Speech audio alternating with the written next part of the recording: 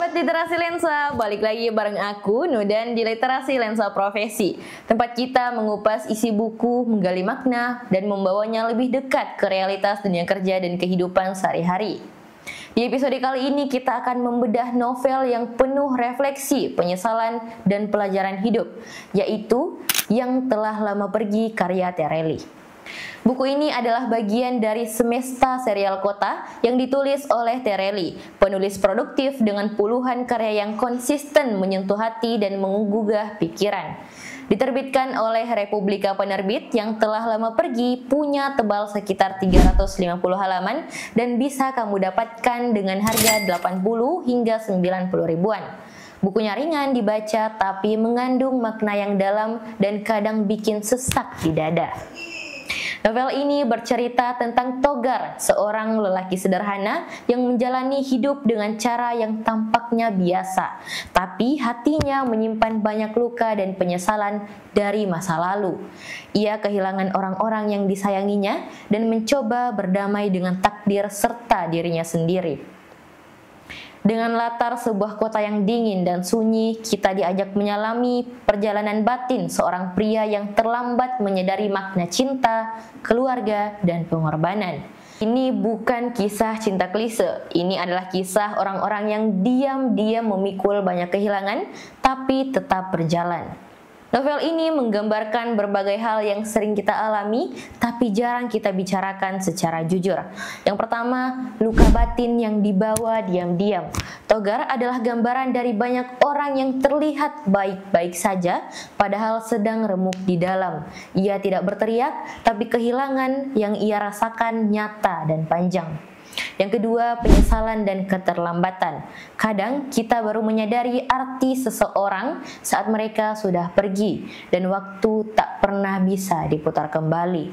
Ketiga, kekuatan memaafkan. Memaafkan diri sendiri dan orang lain. Novel ini mengajarkan bahwa berdamai dengan masa lalu bukan soal melupakan, tapi menerima, memaafkan, dan melanjutkan hidup. Lalu apa maknanya untuk dunia profesi? Yang pertama, menghargai waktu dan kesempatan. Dalam pekerjaan kita sering menunda, menghubungi orang tua nanti, minta maaf besok, mengapresiasi rekan kerja lusa, padahal nanti kadang tidak datang. Yang kedua, keseimbangan antara karir dan kehidupan pribadi. Kita terlalu fokus pada kerja, target, dan deadline, hingga lupa bahwa ada orang-orang yang menunggu di rumah atau kenangan yang harusnya kita rawat. Yang ketiga, emotional intelligence. Seperti Togar, banyak orang di tempat kerja yang membawa luka pribadi. Memahami ini membantu kita jadi rekan kerja yang lebih bijak dan manusiawi. Salah satu kutipan paling membekas dari buku ini adalah, orang yang terlihat kuat bukan karena dia tidak pernah jatuh, tapi karena dia terus berdiri setelah berkali-kali patah. Kutipan ini mengingatkan kita bahwa menjadi kuat bukan berarti tidak terluka, tapi tentang bagaimana kita tetap melangkah walau hati retak.